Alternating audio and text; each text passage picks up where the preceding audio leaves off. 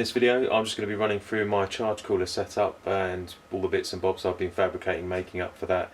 Looking to put a rad in the boot and the charge cooler in the footwell of the passenger seat. Also the rebuilding of the ST170N gearbox even, and putting a ATB quaif diff in that. So yeah, hope you enjoy. Okay, so I've drilled two great big holes in the bulkhead for the boost pipes to come through, and then I'll obviously connect onto the top of the charge cooler unit. What I'm going to do is, this is the position I'm going to be mounting it in, so it's pretty much going to be like the passenger's footrest, but in order to obviously prevent it from flying about in the case of an accident, I have to make some pretty sturdy brackets. So what I'm going to do is use the trusty cardboard templating, make up probably a bracket down the bottom that folds forward and mounts onto the floor, and then I want to pick up on the washer mount. If this was a left-hand drive car, that would be where the rubber tip would go for the windscreen washer, and then I want to try and make some kind of bracket that comes back and onto the bulkhead with some sort of M8 captive nuts. That should be more than secure then, so let's give that a go. Mocked up some brackets out of cardboard. I've got the top one up here. It's got a right hand blade that actually runs down the full back of the charge cooler unit, and that'll be obviously welded all the way down and across the top, and then we can pick up off the bulkhead. I'm going to pepper it with some holes to make it look like more of a race car part and save a couple of grams worth of weight, if any. And then I've got this one down the side, which will again tie onto the left hand side tank. Put a couple of returns on it, give it a bit more strength.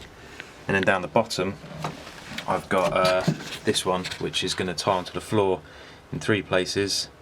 So once I've got the cardboard template kind of worked out and it's all taped up where I need to fold it, I then draw it up on the computer, and that enables me to print off a 1:1 scale template out of just paper, and then I can spray mount or craft mount it onto a piece of material. Usually put little crosshairs in, that gives me the ability to centre punch it all. Then you can mark it up, cut it all out, peel off the paper, and that gives you your part ready to fold up, so you can then mark up where you're going to put the fold lines in. Okay, so I've got all the brackets cut out. Now it's just a case of folding them up. I've got a big box pan folder, well not a big one, but a little hobby one under the bench, but Zach's lent me his little funky vice mounted brake press tool, which I'm going to have to get one myself because it's really handy. So you basically, just on little magnets, clicks in, fold her up.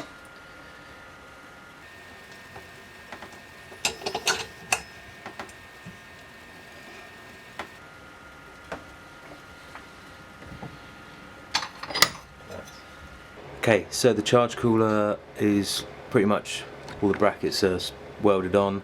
I just got to finish off the bottom brackets and put some sort of support gussets going back. I've welded up all the boost pipes and they will go through the bulkhead quite nicely. I'm going to do a little cover plate that will just sort of seal it in, so I haven't got all of the fumes and stuff coming through from the engine bay. Coming to the back, going to be mounting the charge cooler radiator in and around about here.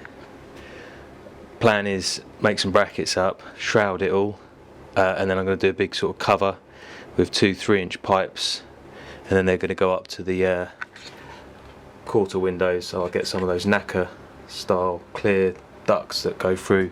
They'll bolt through, some little scoops maybe, and then I'll have airflow down to this radiator.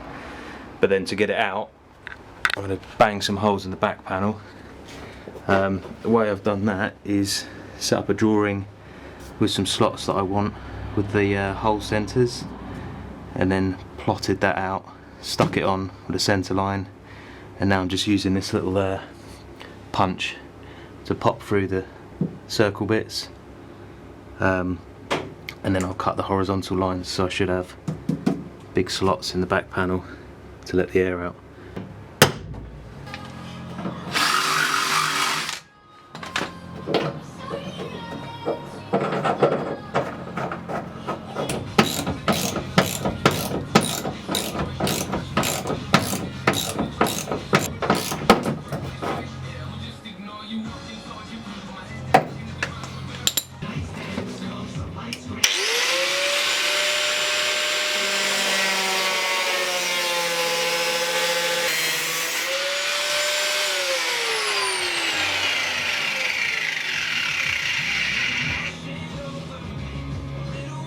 just down at Powell's with Zaki Poo, and I'm going to pop the ATB Quaif diff in the 6-speed gearbox that's out of an ST170.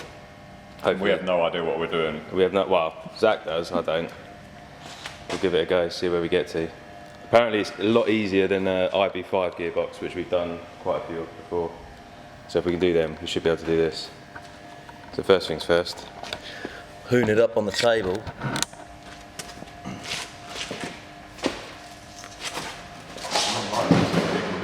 I'm going to say the oil is still in it because it's still got drive shafts in it.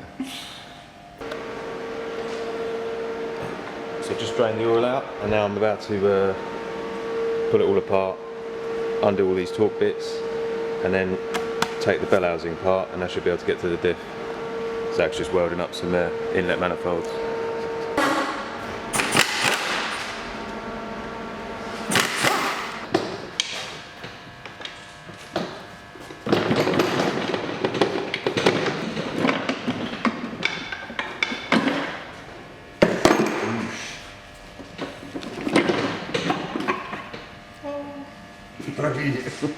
Imagine if it was just for the straight cut gears.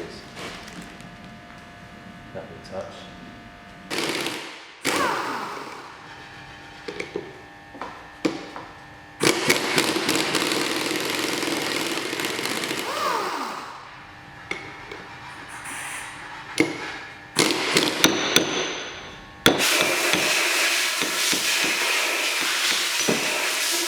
This is where you're filming and the diff just explodes.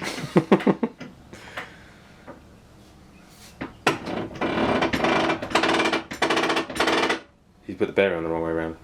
There was no speed ring or nothing on the old diff, was there? It's a speed ring. For the speed sensor to pick up. Don't think so.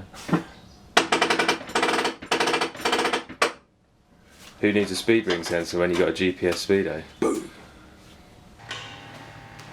So we've got the bearings on the new ATB. The ATB slipped into the crown wheel, and then we're just going to take out the old bearings in the casing or the seats and press in new ones.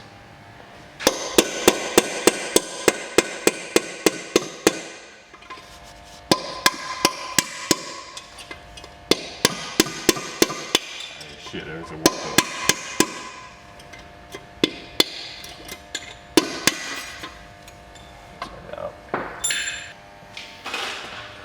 New bearing seats in. Diff's all ready to go in. Just clean the little magnet up that's in the bottom that picks up all of the bits of swarf and crap that's coming off the teeth as it wears. And yeah, this seat's in, so we're ready to slot it all back together. Scrape all the edges off. Of the casing. Yeah.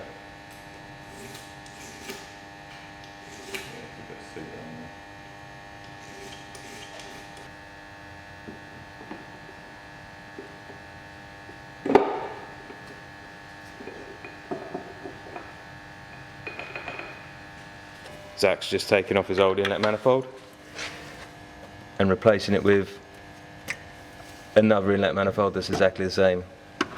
But a little bit nicer. But a little bit nicer. This was the first one you made, wasn't it? Yeah. Yeah. So now he's got the skills. And he's made this one up.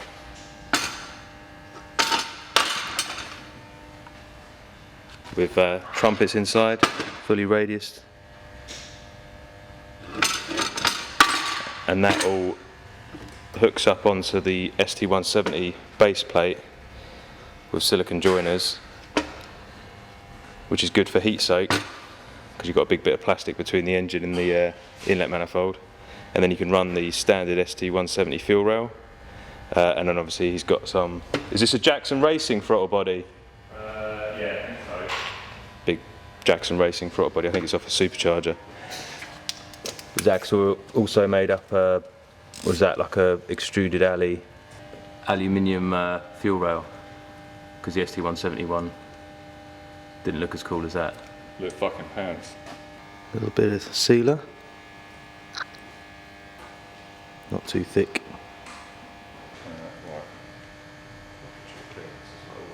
Bits of tree and stuff are falling off. here.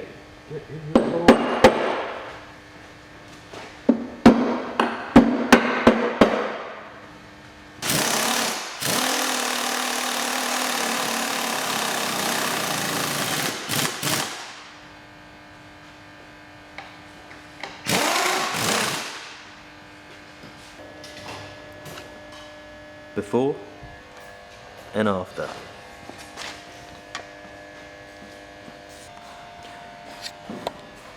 So that's the gearbox all back together. Just nipped up all of the bolts. I'm going to get some new seals for the output and a new release bearing and hydraulic assembly for that. And then degrease it all and give it a lick of silver paint. And then she's good to go. Okay, so back from Powers. I've just given the gearbox a quick once over with wire brush and degreaser. It looks a lot better for it. And now I'm just going to give it a quick blast with this stuff. It's a Worth aluminium spray and it's good for heat and pretty hard wearing, and it actually gives sort of like a soda blasted finish, which is kind of what I'm after. So once it's got a coat on that, it'll look like brand new second hand.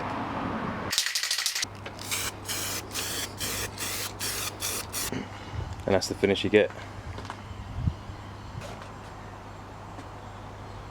Not bad for a rattle can. Nice, nice. I also quickly knocked up this rocker cover for the Sierra because I went ahead and put a couple of unions in similar to that on this side, and we found out that our inlet actually fouls on it. So I got another rocker cover, drilled a hole in here, and because you can't weld these because they've got weird magnesium alloy, it's got a nut with a bit of sealer onto a Torx bit, and then we can take that off the breather. Tank will be over here, and then just did the usual, sort of skimmed it all off, give it a quick lick of silver paint, and that should see us until we remake the inlet on the Sierra, and we'll get away with having the fixings in the side.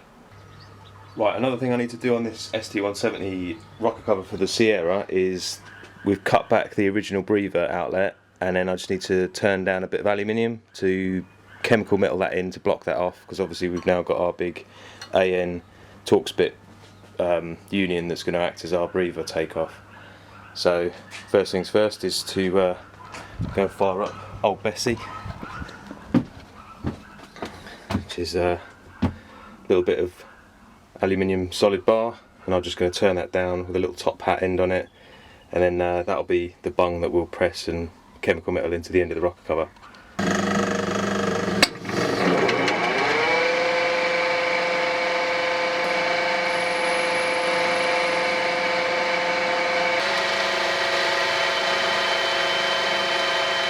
Check it with the vernier. Tight like a tiger. And using the parting off tool,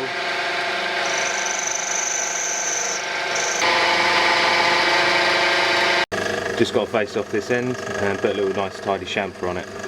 So, finished machined a little bit. Just try it in the hole. Yeah, that'll press fit in, and then a little bit of chemical metal around the edge, and that shouldn't come out.